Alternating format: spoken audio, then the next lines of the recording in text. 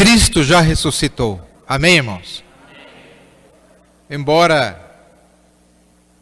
ainda haja pessoas que não acreditem nisso, mas não importa. O que importa é que aquele que crer será salvo. E aquele que não crer será condenado. E aqui está uma parcela daqueles que creem. E o mais importante é isso, irmãos. E para nós, temos que pensar o seguinte: a gente poderia estar lá fora no mundo, misturado entre aqueles que não creem na palavra do Evangelho, correndo atrás das coisas do mundo, dos prazeres do mundo, desinteressado de coisas religiosas, de coisas que alguns ficam pregando da Bíblia, falar de céu, de inferno. Para muita gente isso não tem sentido. Mas é porque a graça ainda não os alcançou, da maneira como nós fomos alcançados pela graça de Deus. E nós não temos como pagar isso. Não existe preço que pague a bênção da salvação, da vida eterna, pela fé em Cristo Jesus, nosso Senhor. Que coisa maravilhosa! Se Jesus não tivesse ressuscitado, nós não estaríamos aqui agora. E eu fico pensando, onde que eu estaria se Jesus não tivesse ressuscitado? Se Jesus não tivesse vindo ao mundo? Se Ele não tivesse morrido na cruz por mim? Assumido as minhas culpas, os meus pecados? O que seria de mim a essas alturas? Aonde eu estaria? Fazendo o quê? Caminhando a passos largos em direção ao abismo, ao inferno? E isso não é apenas comigo, eu creio que seria com cada um de nós. Mas veja como é grande o amor de Deus para conosco, ao ponto de Ele nos chamar de filhos. Que coisa maravilhosa! Nós temos que todo dia pensarmos sobre isso. E ao pensarmos sobre isso e refletirmos sobre essas verdades eternas, é isso que nos motiva a continuar a nossa caminhada. É o combustível da nossa fé. A gente crer na palavra do Evangelho, saber que Deus nos amou de tal maneira que enviou o seu Filho unigênito para vir a esse mundo, por amor à minha vida, por amor à sua vida, por amor a cada um de nós, e por amor a tantos outros que nesse momento estão em algum lugar, algum templo, louvando e servindo a Deus. E o Senhor está no seu mais alto e sublime trono, que pode ser aqui entre nós. Nós não o vemos com os olhos da carne, mas com os olhos do Espírito. Podemos saber que Ele está assim entre nós, porque Ele deu essa promessa: aonde estiver 2 ou 3 reunidos em meu nome, ali eu estarei no meio de vós. Então, se Ele falou, nós temos que crer, porque tudo é possível que crer. E se creres, verás a glória de Deus. É tudo que nós precisamos, amados, para nos sentirmos motivados, alegres, sentindo as promessas de Deus se cumprindo em nossa vida. Pense no que Jesus disse lá em João 10:10. O inimigo veio para roubar, matar e destruir. E quando a gente olha lá fora, quando a gente abre as janelas, no sentido de olhar o que está acontecendo lá fora, no mundo, é exatamente isso que está acontecendo. O inimigo está usando pessoas, manipulando pessoas para roubar os bens materiais, roubar a paz, roubar o sossego, roubar a saúde, roubar tantas coisas, roubar a vergonha, roubar o caráter. O inimigo veio para destruir. E quando nós prestamos atenção no que está acontecendo, no mundo em que vivemos, é isso que está acontecendo. O inimigo destruindo nações em guerra, sabe? As pessoas se matando uns aos outros, destruindo famílias. Quantos lares estão sendo destruídos? E as crianças choram ao ver os pais se separando, um para cada lado. É triste isso, irmãos. E o mundo, por mais que a ciência evolua, mas não tem solução para esses problemas. O inimigo veio para roubar, para matar e para destruir. O inimigo está matando. muitas vidas, literalmente, usando o braço de alguém, a arma de alguém, para apontar para outra pessoa e disparar um tiro, e matar, tirar a vida daquela pessoa, literalmente. Mas também ele está matando também no sentido metafórico, sentido simbólico, em figuras de linguagem. Quantas pessoas que sentiram que a sua vontade de ir à igreja morreu? O que aconteceu? O inimigo está matando a vontade das pessoas de virem servir a Deus nos templos, nas igrejas. Porque se uma pessoa tem algum problema com uma igreja, tem tantas outras que ela pode procurar e estar ali, mas não ficar fora de igreja. Lá em Hebreus 10, 25 diz assim: não deixamos de congregar, como é costume de alguns.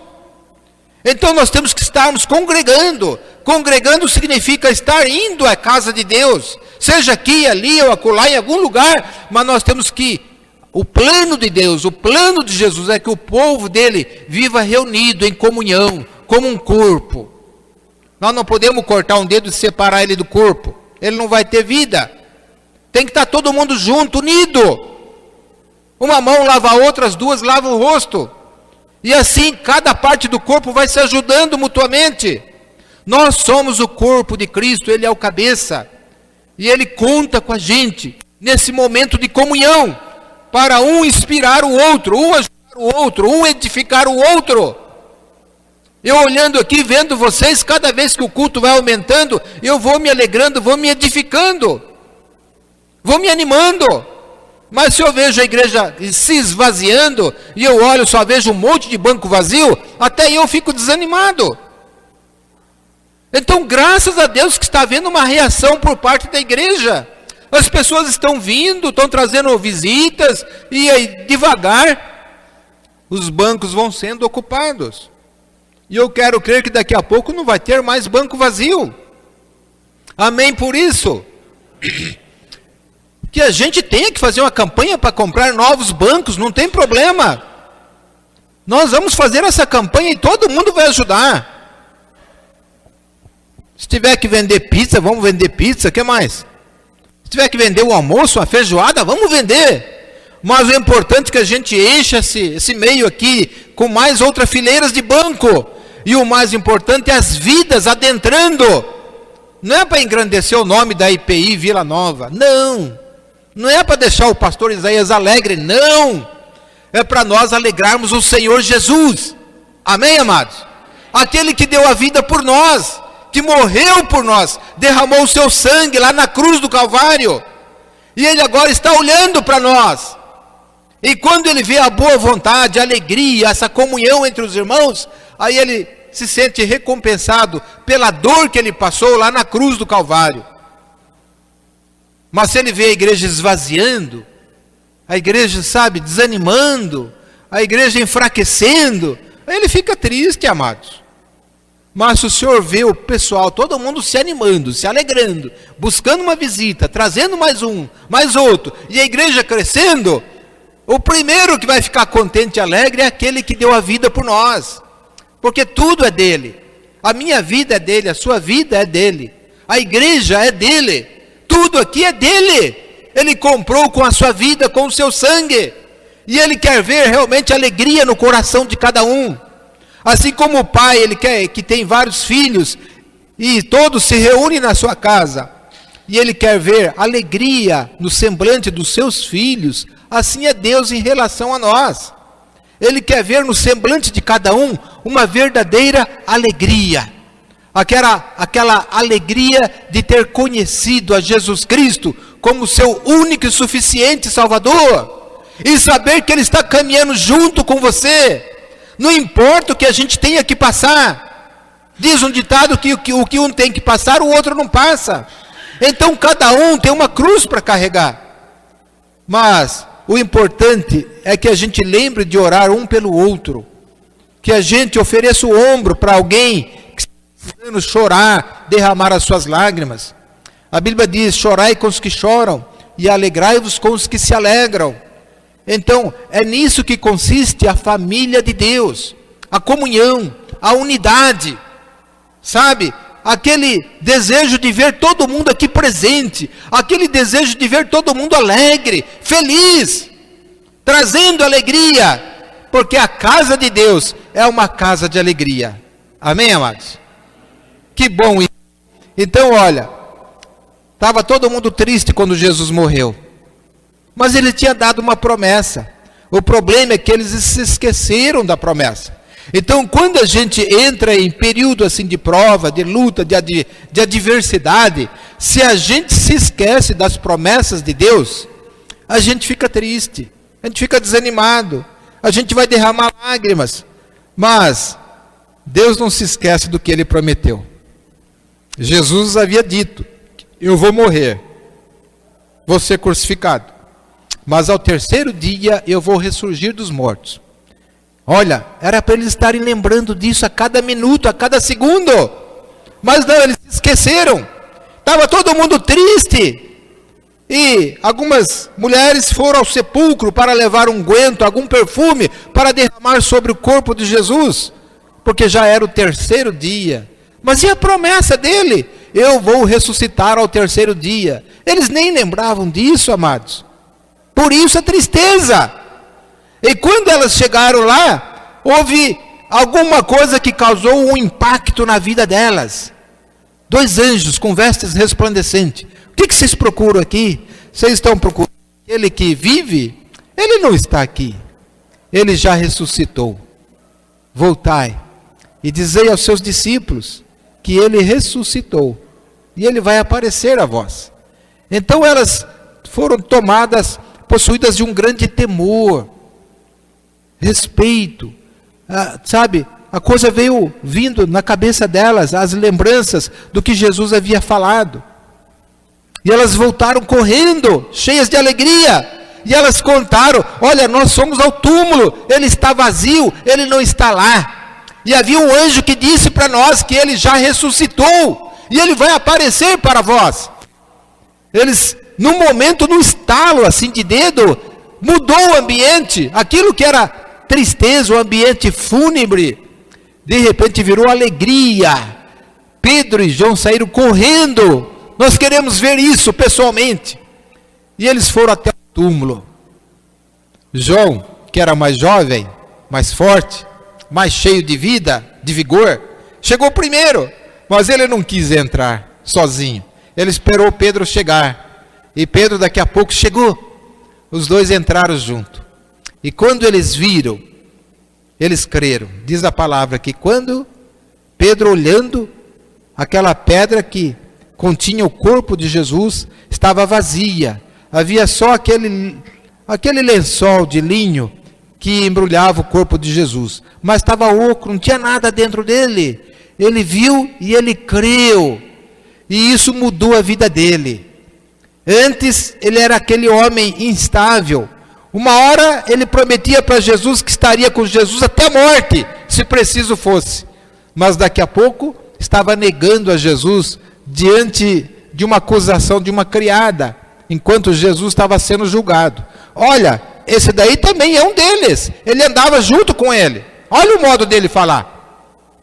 Não, eu nem conheço, você está enganada, deve ser outra pessoa parecida comigo. Olha, mas é porque ele não havia visto ainda o Cristo ressuscitado.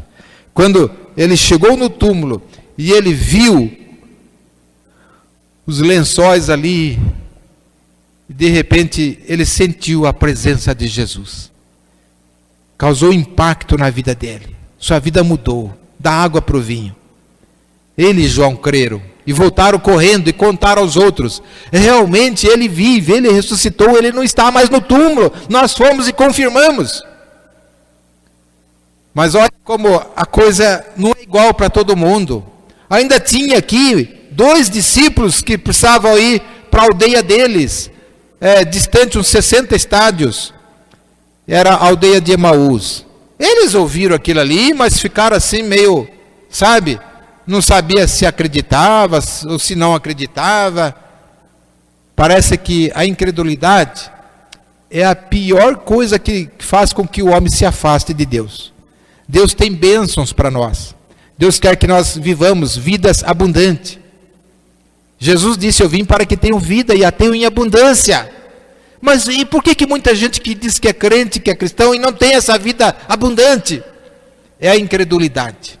Igual esses dois discípulos. Eles ouviram o testemunho das mulheres, ouviram o testemunho de Pedro e de João, e mesmo assim ficaram na incredulidade.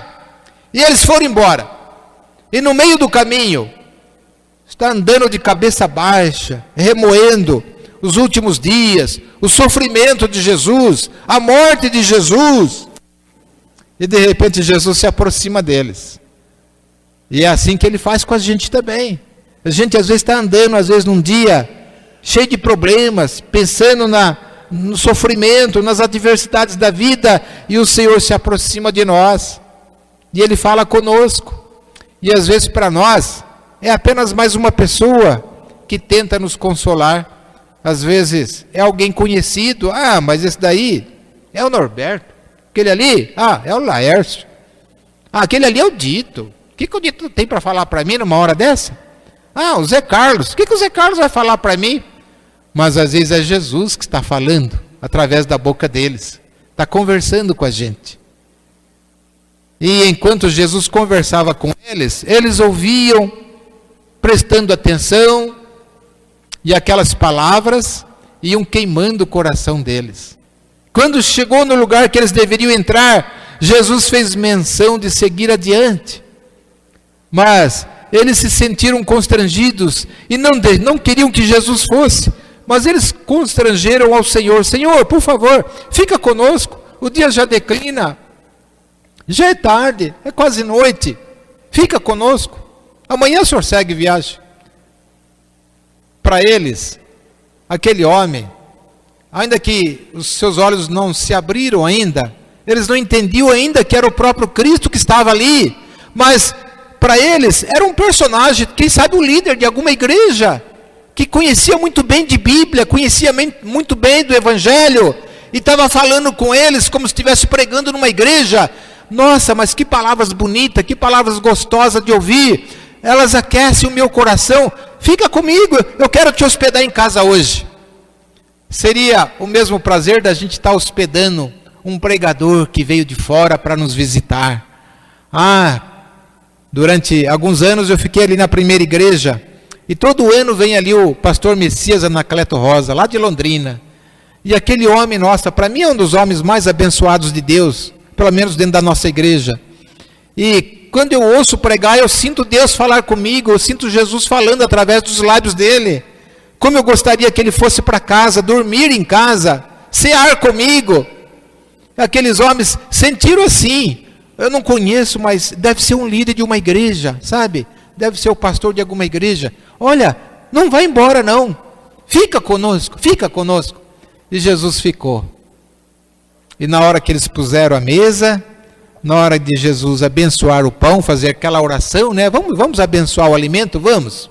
Jesus abençoou o pão. Naquele momento, por um ato de milagre, abriram-se os olhos espirituais e eles viram que era Jesus que estava ali. Olha que alegria! O que Jesus quer nos ensinar é que quantas vezes Ele está caminhando conosco no nosso dia a dia, e a gente às vezes não dá a mínima importância. Às vezes estamos com o coração endurecido, o coração fechado, porque achamos que é apenas uma pessoa dentro do nosso contexto, e que não sabe da nossa dor. Ele não viveu o que eu vivi. E às vezes é Jesus que está usando aquela pessoa para falar conosco. Então, meus amados, vamos tirar para nós essas lições. Não importa a circunstância que você esteja vivendo, quer seja momentos bons ou momentos difíceis, amargos, tristes, mas saiba que Jesus nunca te deixará sozinho. Jesus nunca te deixará sozinha, mas Ele estará sempre andando com você, porque esta é a promessa dEle. Quando Ele disse no final do Evangelho de Mateus: ide fazer discípulos, Ele acrescentou: e eu estarei convosco todos os dias, até a consumação do século.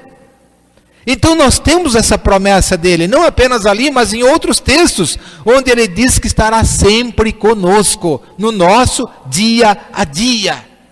Então, se você tem apenas duas opções: ou você crê e você ser mais do que vencedor, se alegrar e dar glórias a Deus e aleluia, ou você não crer e viver como aqueles discípulos de Emaús, caminhando triste, de cabeça baixa, remoendo os problemas, as horas amargas, as horas de sofrimento, e pensando, e agora? Quem vai nos ajudar? Não tem Chapolin Colorado para nos ajudar não, irmão. Não tem aí herói aí da TV aí que possa nos ajudar não. Não é ninguém aí que se diz, eu sou o herói, eu vou te ajudar. Isso é fantasia. O único que pode nos ajudar é Jesus Cristo. Ou você crê, ou você não crê. E o pior pecado que Deus mais abomina é a incredulidade. Porque por causa da incredulidade, muitos até quase chegaram ao céu, mas não conseguiram entrar por causa da incredulidade. Está entendendo? Mas aqueles que creram, ainda que imerecidamente, como o ladrão que morreu ao lado de Jesus, eu não mereço, eu fiz muitas coisas dignas de ser morto nesse lugar aqui, como está acontecendo, mas Senhor, por favor, lembra-te de mim quando entrares no teu reino. Jesus olhou, não apenas para o estado dele ali, um estado triste, lamentável, mas Jesus olhou para o fundo do seu coração, e viu ali a tristeza pelos seus pecados cometidos, ele viu ali arrependimento, ele viu ali um desejo de ter uma esperança, ainda que fosse na última hora, que Deus o perdoasse. E Jesus, naquela hora, não podia faltar com uma palavra de esperança. Ele nunca faltou. Ele apenas disse, hoje mesmo estarás comigo no paraíso. Que coisa maravilhosa. Então, essa palavra de esperança que ele deu para aquele homem, que foi um criminoso, e que morreu numa cruz, pendurado no madeiro, ao seu lado, essa mesma palavra de esperança ele tem para mim, ele tem para você, ele tem para cada um de nós. Quantas vezes nós lemos na palavra de Deus essa expressão, não temas, eu estou contigo. Alguém foi contar e descobriu que essa palavra se repete 365 vezes, uma para cada dia do ano. Isso quer dizer que todo dia Deus está dizendo para você, não temas, eu estou contigo, vá em frente. Não se deixe dominar pelo medo, mas creia em mim, porque se creres, tudo será possível. Se creres, verás a glória de Deus. É você quem decide, é pegar ou largar. Tudo depende de você. Deus, sabe, como que ele vem com um prato de comida para alguém faminto, e estende a mão e oferece, toma, estou te dando. Agora depende de você pegar e comer. É pegar ou largar. Que todos nessa noite façam um exame de consciência. E o que quer que você esteja passando, que você possa superar a sua crise, o seu problema, a sua dor, pela fé.